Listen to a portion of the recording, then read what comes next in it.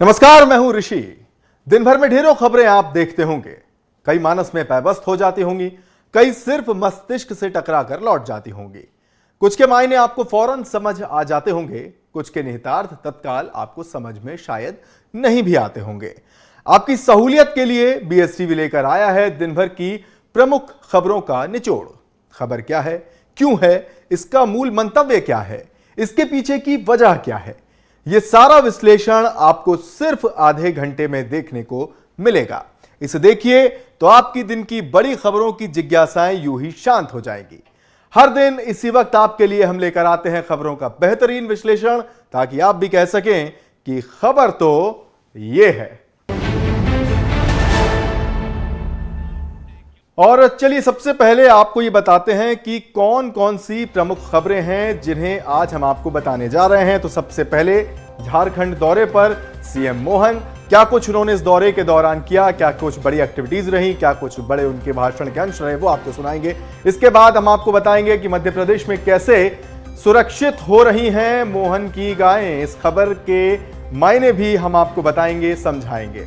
जो अगली खबर है उसका भी हम रुख करेंगे और आपको बताएंगे कि मुलाकात हुई, क्या बात हुई, किसके बीच हुई ये मुलाकात, इस मुलाकात के मायने क्या हैं और इस मुलाकात को लेकर क्या कुछ कयास लगाए जा रहे हैं। इसके अलावा एक और बड़ी खबर जो आपके लिए जानना जरूरी है वो ये कि अब लू भी प्राकृतिक आपदा मानी जाएगी मध्य प्रदेश में। हालांकि ये मौसम सर्दियों का शुरू होने वाला है, लेकिन लू को लेकर क्या कुछ आदेश जारी किए गए हैं और अगले सीजन से कैसे इसे प्राकृतिक आपदा माना जाएगा, इसकी पूरी डिटेलिंग आपके लिए हम लेकर आएंगे। और फिर आपको हम ये भी बताएंगे कि एक बार फिर कैसे मध्य प्रदेश मोदी के मन को भाया है। एमपी क्यों पसंद आया पीएम नरेंद्र मोदी को, इस खबर के मायने भी हम आपको बताएंगे। तो ये प्रमुख पांचों खबरें और इनके मायने अगले आधे घंटे आपके लिए। झारखंड में विधानसभा चुनाव को लेकर सियासी सरगर्मियां तेज हैं। भारतीय जनता पार्टी के तमाम दिग्गज इन दिनों झारखंड का दौरा कर रहे हैं। खुद मुख्यमंत्री मोहन यादव झारखंड के दौरे पर हैं। इस बीच मध्य प्रदेश के मुख्यमंत्री मोहन यादव देवघर भी पहुंचे, जहां पर उन्होंने ज्योतिर्लिंग में बाबा वैद्यनाथ की पूजा की। मध्य प्रदेश के मुख्यमंत्री डॉक्टर मोहन यादव झारखंड में निकाली जा रही परिवर्तन यात्रा में भी शामिल हुए। पूरे प्रदेश में कुल 6 परिवर्तन यात्राएं निकाली गईं, जिनका आज समापन भी हुआ। मुख्यमंत्री डॉक्टर मोहन यादव ने इस दौरान कहा कि झारखंड के मुख्यमंत्री जैसे व्यक्ति को जेल जाना पड़े, ये बड़े दुर्भाग्य की बात है। उन्होंने ये भी दोहराया कि झारखंड के पास विकास के तमाम संसाधन हैं। कांग्रेस के चलते झारखंड नंबर 1 राज्य नहीं बन पाया, जबकि संभावनाएं पूरी थी और मोदी सरकार से सभी का विकास होगा। और इस धरती पे उतरते ही मैंने देवघर में बाबा बैजनाथ को प्रणाम किया। शिव और शक्ति के उस स्थान को नमन करके मैंने भी इस परिवर्तन यात्रा में बाबा से आशीर्वाद मांगा है कि बाबा ये बेईमानों की सरकार का अंत होना चाहिए, ये आशीर्वाद दो। यहाँ के जो अन्याय, अत्याचार और पाप करने वाली सरकार है, इसका ये मां हमारी अपनी मयूराक्षी मैया, यहाँ की पवित्र नदी वही है ना मयूराक्षी मैया। हम अपने नर्मदा छिपरा उस स्थान से आते हैं और ये श्राद्ध पक्ष चल रहा है और श्राद्ध में श्राद्ध करने के लिए हमारे पूर्वजों को नमन करते हुए हम संकल्प करेंगे आने वाले नवरात्रि में तुरंत बाद दशहरा का आना होना है और दशहरा आते आते ही हमारे यशस्वी अध्यक्ष बाबूलाल जी के लिए जोरदार ताली बजाओ। धूमधाम से उनने अपनी बात रखी। सीएम डॉक्टर यादव ने यह भी कहा कि केंद्र में प्रधानमंत्री नरेंद्र मोदी के नेतृत्व में बीजेपी की सरकार है। आप झारखंड में भी बीजेपी की सरकार बनाएं। इस प्रदेश को बीजेपी विकसित प्रदेश बनाएगी। भारतीय जनता पार्टी की डबल इंजन सरकार झारखंड के विकास में कोई कसर नहीं छोड़ेगी। आदिवासियों के लिए जो यशस्वी प्रधानमंत्री के मन में श्रद्धा है वो बोलने के लिए नहीं है।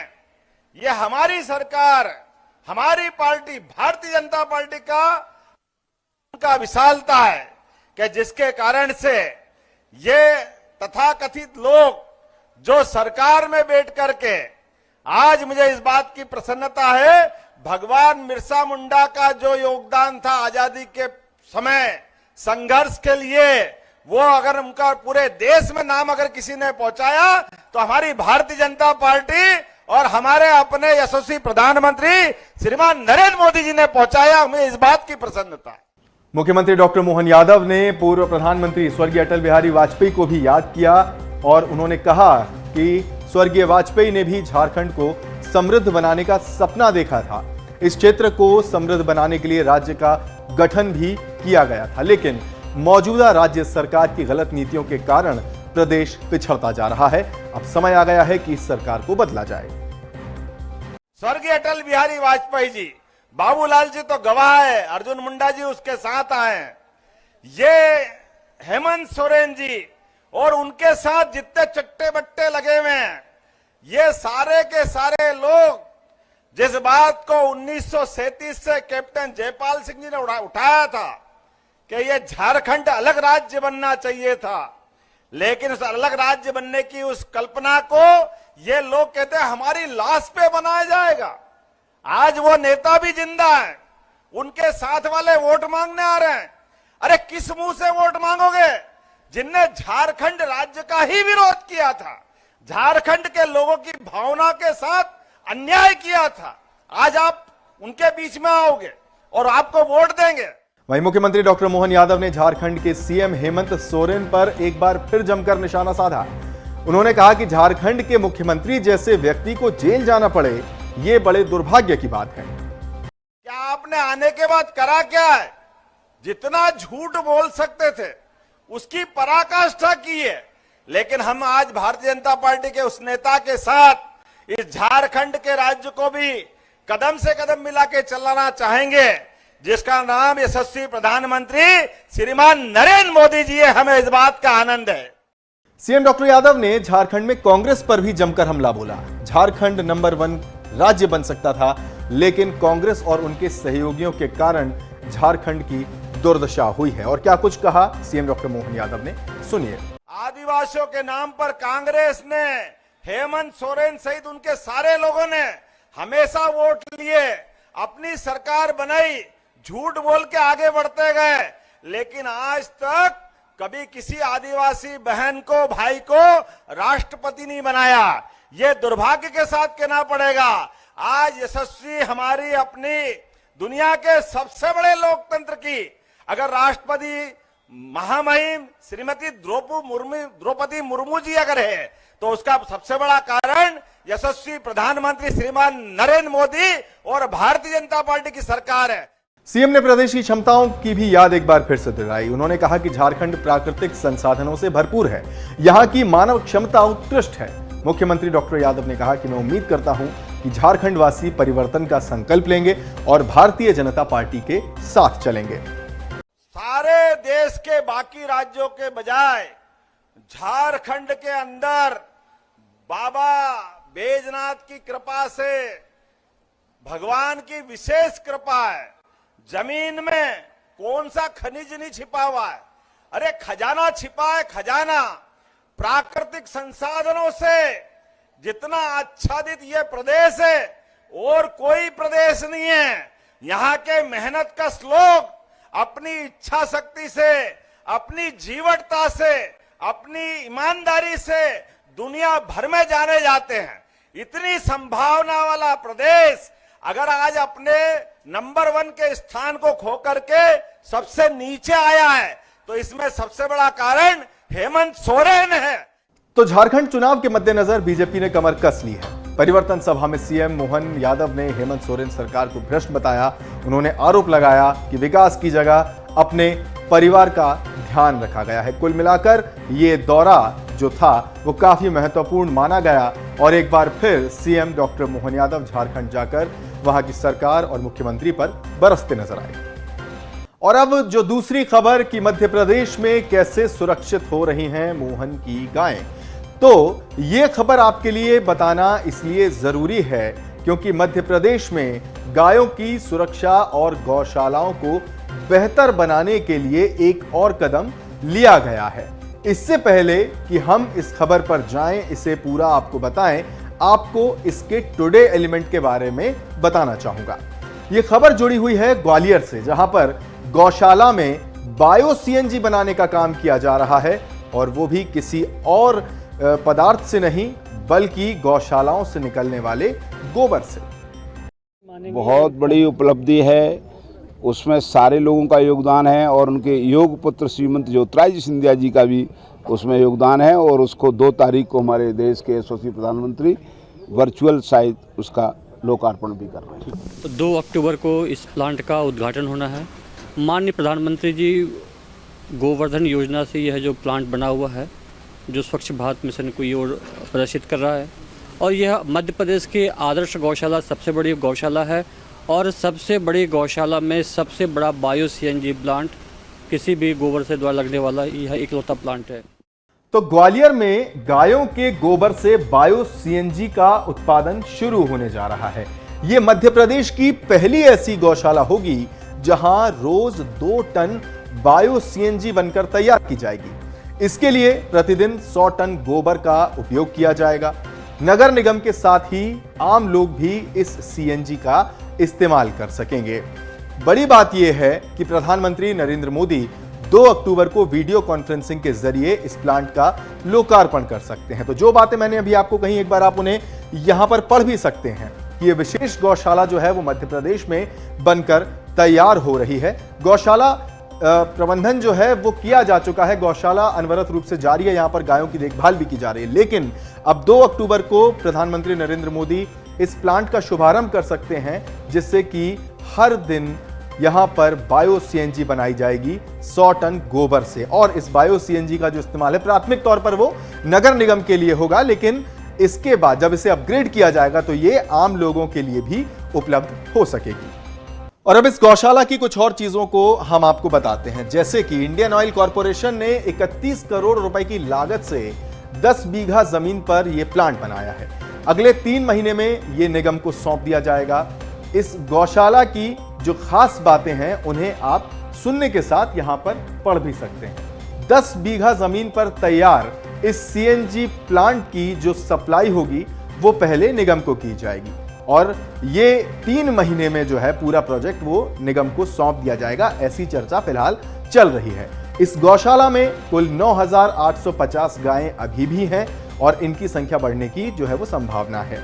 इसका पूरा प्रबंधन हरिद्वार से आए संत और निगम के अधिकारी करते हैं। वर्तमान में इंदौर में भी एक बायो सीएनजी प्लांट है, लेकिन वहां पर गीले कचरे से गैस बनाई जा रही है। यह मध्य प्रदेश की पहली ऐसी गौशाला होगी जहां पर गौशालाओं से निकलने वाले गोबर से बायो सीएनजी का निर्माण किया जाएगा। और जैसा कि मैंने आपको बताया, इस पूरी गौशाला से जुड़ा हुआ एक सबसे बड़ा फैक्ट वो ये कि 100 टन गोबर का हर दिन इस्तेमाल होगा, और इससे तकरीबन 2 टन बायो सीएनजी प्रोड्यूस की जाएगी। और अब आपको यह भी बताते हैं कि कैसे इस गौशाला ने एक मैनेज इंस्टीट्यूशन के रूप में काम करना शुरू किया।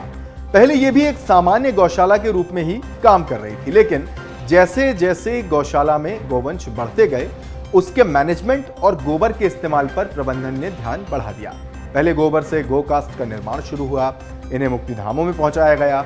यहाँ की गोकास्ट को देखकर प्रदेश के दूसरे शहरों में भी गोकास्ट बनने लगी। फिर गणपति प्रतिमा, गाय के दूध की शहर में बिक्री, इसके अलावा फिनाइल जैसे प्रोडक्ट्स का निर्माण भी गौशाला में शुरू हुआ। और चूंकि शुरुआत में हमने आपको बताया था कि मध्य प्रदेश में गौशालाओं के प्रबंधन के साथ गौवंश के संरक्षण को कैसे मैनेज किया जा रहा है, उन्हें आपको जानने का अब समय आ चुका है। मध्य प्रदेश में गौ तस्करों पर लगातार कार्रवाई जारी है।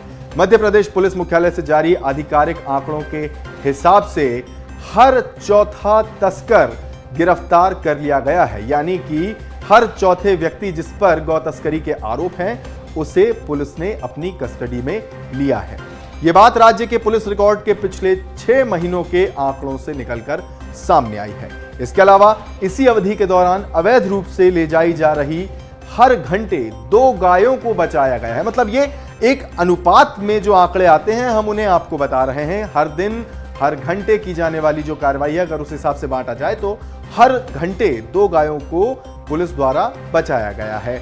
पुलिस मुख्यालय के अनुसार 6 महीनों में अवैध गाय परिवहन के कुल 575 मामले दर्ज किए गए हैं पूरे प्रदेश भर में, और इन दर्ज मामलों को लेकर कुल 1121 लोगों को गिरफ्तार भी किया गया है।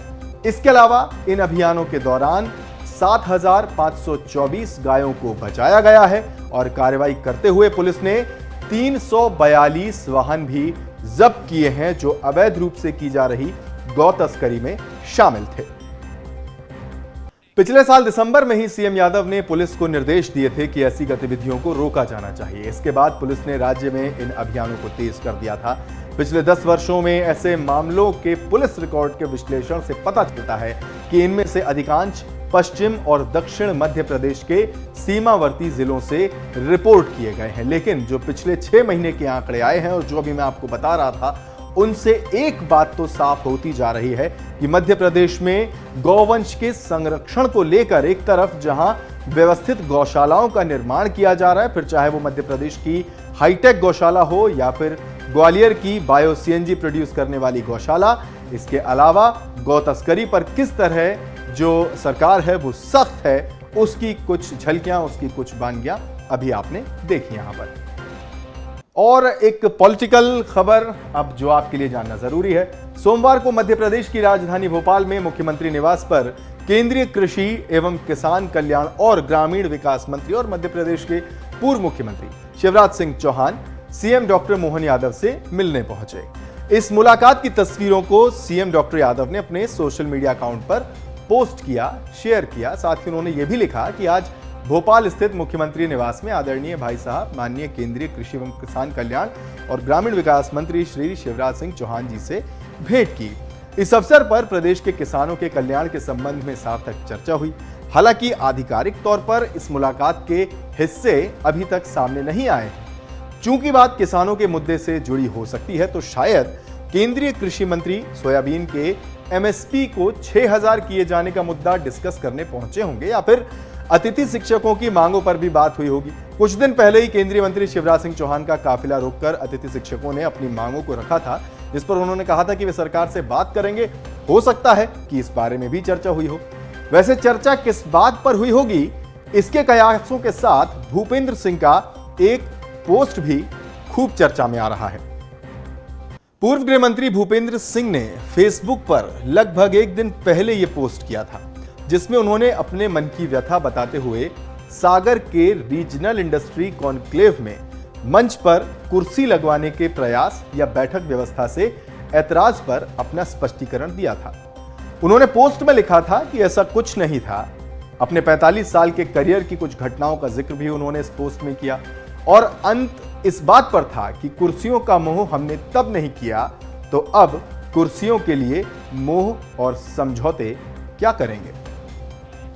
27 सितंबर की सागर की कॉन्क्लेव से भूपेंद्र सिंह और गोपाल भार्गव के बीच से उठकर जाने की तस्वीरें भी खूब वायरल हुई। 3 हफ्ते पहले बीना में हितग्राहियों को लाभ पहुंचाने के कार्यक्रम में भी भूपेंद्र सिंह की गैर मौजूदगी चर्चा में रही थी। सियासी गणित के हिसाब से यह माना जाता है कि भूपेंद्र सिंह पूर्व मुख्यमंत्री शिवराज सिंह चौहान के करीबी हैं और कुछ खबरों के हिसाब से किसी पद के नहीं मिलने से नाराज भी हैं। सबसे बड़ी और अहम बात यह कि अमूमन भूपेंद्र सिंह मुख्यमंत्री की सोशल मीडिया पोस्ट को अपनी वॉल पर रीपोस्ट या शेयर नहीं करते। आज ही कई और प्रमुख लोग उनसे मिले जो मुख्यमंत्री के पेज में नुमाया है, उसे भूपेंद्र सिंह ने रीपोस्ट नहीं किया। लेकिन इस मुलाकात को रीपोस्ट करके क्या उन्होंने कुछ संकेतों में बताने की कोशिश की है? हम फिर कह रहे हैं कि शिवराज सिंह चौहान और मोहन यादव के बीच चर्चा का विषय क्या था, इस पर कोई भी आधिकारिक बयान नहीं आया है। लेकिन मुलाकात हुई तो बात कुछ ना कुछ तो जरूर हुई होगी। किसी ना किसी समस्या के सुलझाने पर संवाद भी जरूर हुआ होगा। अब वो समस्या सत्ता से जुड़ी है या संगठन से, इस पर क्या क्या कयास लगाए जा रहे हैं, इन्हें समझने में कोई समस्या तो खैर नहीं होगी। चलिए आगे बढ़ते हैं। अब मध्य प्रदेश से जुड़ी एक और बड़ी खबर जो आपके लिए जानना जरूरी है। मध्य प्रदेश में गर्मियों के मौसम में कई सालों से तेज गर्मी और खतरनाक लू, जिसे आमतौर पर हीट वेव भी कहा जाता है, वो देखने को मिल रही है। इस साल भी कई जगहों पर लू और तेज गर्मी से मरने वालों की संख्या सामने आई। मध्य प्रदेश सरकार ने लू को स्थानीय प्राकृतिक आपदाओं की सूची में शामिल कर लिया है। इस निर्णय के बाद हीट वेव से मरने वाले लोगों के आश्रितों को अब अन्य प्राकृतिक आपदाओं की तरह दिए जाने वाले मुआवजे के समान मुआवजा दिया जाएगा। केंद्रीय गृह मंत्रालय ने राज्य सरकार को यह बदलाव करने का निर्देश दिया था, जिसके बाद एमपी सरकार ने अधिसूचना जारी की है। प्रदेश सरकार ने आधिकारिक तौर पर मध्य प्रदेश आपदा प्रबंधन अधिनियम 2005 के तहत हीट वेव को स्थानीय आपदा के रूप में अधिसूचित किया है और यह नया नियम अगले साल की गर्मियों से लागू भी हो जाएगा। अब हीट वेव से प्रभावित लोग या उनके आश्रित बाढ़, भूकंप और बिजली गिरने जैसी घटनाओं में मिलने वाली आर्थिक मदद के लिए पात्र होंगे। गर्मी के दौरान तापमान में बढ़ोतरी के कारण उत्तरी भारत में और मध्य भारत में कई मौतें हुई थी। केंद्रीय स्वास्थ्य मंत्रालय के मुताबिक इस साल 1 मार्च से 19 जून के बीच देश में हीट वेव के कारण 114 लोगों की जान गई थी। 40,000 से ज्यादा संदिग्ध हीट स्ट्रोक के मामले सामने आए थे। 19 जून 2024 तक हीट स्ट्रोक के कारण सबसे अधिक मौतें उत्तर प्रदेश में 37, बिहार में 17, राजस्थान में 16 और ओडिशा में 13 मौतें दर्ज की गई थी। हीट वेव को लेकर अलग अलग परिभाषाएं हैं, राज्यों में अलग अलग जो उनके नियम हैं, जो अधिसूचना है, उनके हिसाब से हीट वेव को लेकर अलग अलग बातें, अलग अलग तथ्य हैं। लेकिन मध्य प्रदेश को लेकर हीट वेव की जो परिभाषा है उसके हिसाब से अब लू भी प्राकृतिक आपदा मानी जाएगी और कोई व्यक्ति अगर लू से पीड़ित होकर मरता है तो उसके परिजनों को वैसा ही मुआवजा दिया जाएगा जैसा कि अन्य प्राकृतिक आपदाओं में मिलता है। और अब खबर जो है वो रविवार की है, हालांकि उसे आज जानना आपके लिए जरूरी है। डिंडौरी जिले की महिलाओं ने एक बार फिर अपनी प्रसिद्धि राष्ट्रीय स्तर पर पहुंचाई है। प्रधानमंत्री नरेंद्र मोदी ने मन की बात कार्यक्रम में डिंडौरी की महिलाओं का उल्लेख किया। रविवार को ये कार्यक्रम था और इसमें प्रधानमंत्री नरेंद्र मोदी मन की बात कार्यक्रम के अंतर्गत देश को संबोधित करते हैं, उसमें ये जिक्र आया। इन महिलाओं के लिए और पूरे मध्य प्रदेश के लिए ये गौरव का पल रहा। जिले की महिलाओं के लिए भी यह अभूतपूर्व पल रहा। डिंडौरी के रैपुरा का जिक्र पीएम मोदी ने किया, जहां की महिलाओं के लिए उनकी सालों की मेहनत का परिणाम कुछ इस तरह रंग लाया है। पीएम ने कहा कि रैपुरा गांव की महिलाओं ने आत्मनिर्भरता की मिसाल पेश की है।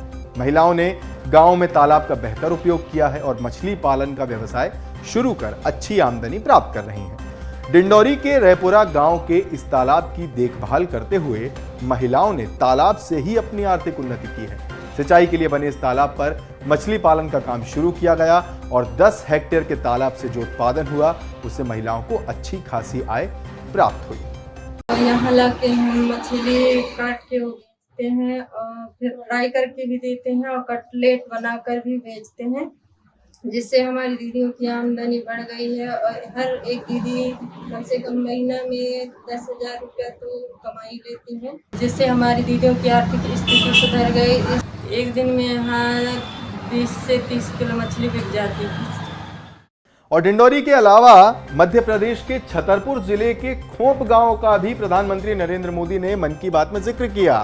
खोप गांव की महिलाओं ने भी एक अनोखा उदाहरण पेश किया है। बंजर जमीन को हरा भरा बनाने की दिशा में एक महत्वपूर्ण कदम उठाया है। हरी बगिया स्व सहायता समूह की इन महिलाओं ने सामूहिक प्रयासों के जरिए न केवल अपने गांव का पर्यावरण सुधारने का काम किया, बल्कि प्रधानमंत्री नरेंद्र मोदी से भी प्रशंसा प्राप्त की। प्रधानमंत्री नरेंद्र मोदी ने अपने मन की बात कार्यक्रम में इन सभी महिलाओं की मेहनत और प्रतिबद्धता की तारीफ की, जिसमें उनके आत्मविश्वास में और वृद्धि हुई है। साथ ही अन्य लोगों को भी ऐसे अच्छे काम करने की प्रेरणा मिली है। इन महिलाओं का ये प्रेरणादायक काम उन सभी के लिए एक अच्छा उदाहरण बनकर पेश हुआ है, जो ये मानते हैं कि पर्यावरण संरक्षण और सामाजिक सशक्तिकरण एक साथ कैसे चल सकते हैं। आपको समझाते हैं कि कैसे इन महिलाओं ने मिलकर बंजर जमीन पर फूड फॉरेस्ट का निर्माण किया है। तो मन की बात के कार्यक्रम में प्रधानमंत्री नरेंद्र मोदी ने जो हरी वगिया समूह है, जो महिलाएं हैं, इनके कार्य की सराहना की है। इनके द्वारा तालाब की खुदाई की गई, उसका खाद निकालकर यहाँ पर एक फूड फॉरेस्ट बनाया गया है, जो आप देख सकते हैं यह फूड फॉरेस्ट है। यह जो महिलाएं हैं, इनका जो समूह है, हरी वगिया समूह है, इन लोगों की कार्य की उन्होंने सराहना की है। हम महिलाओं से भी बातचीत करेंगे। जी, क्या नाम है आपका? रचना कुशवाहा, गांव को। आज कितनी खुशी हुई है आपको जब प्रधानमंत्री ने आपकी तारीफ की है? बहुत खुशी हुई हमारी। हाँ। किस तरह का कार्य आप लोगों के द्वारा किया गया? हम लोगों ने ये करा कि तालाब खुदवाया, मिट्टी डलवाई, फिर यहाँ पर पौधे लगवाए, पौधे लगवा के फल देने लगे पौधे, और अब इस्तेमाल करते हैं। बीच बीच में सब्जी भी लगाते हैं, और पहले 2 साल पहले फल तोड़े नहीं, अब फल लेंगे, अभी नहीं तोड़े फल। तो कितने लोगों का समूह है आप? 10 लोगों का समूह है हमारा। तो और भी महिलाएं हैं, उनसे भी चर्चा करेंगे। आपका क्या नाम है? मेरा नाम पार्वती रजक है। यहाँ हरी वगिया स्व सहायता समूह में मैं काम करती हूँ। यहाँ पे बंजर ज़मीन थी, यहाँ पे संदीप जी आरजी आए यहाँ पे साइकिल से, कलेक्टर साहब, उनने देखा कि यहाँ पे बंजर ज़मीन है, इसका कुछ इस्तेमाल करेंगे, तो उनने सरपंच पंचायत को दिया है गया जो काम। तो पंचायत में सरपंच सचिव हम लोगों से बोले करोगे, हम लोगों ने हाँ भरी। हम लोगों ने जो तालाब की मिट्टी निकालने लगे फावरे गैती से, तो उसके बाद सरपंच सचिव ने भी हमको मदद दी। तो उनने ट्रैक्टर ट्राली मशीन से हमको यहाँ पे बंजर ज़मीन में डराई खेत बनवाया, उसके बाद पौधा रोपण करवाया।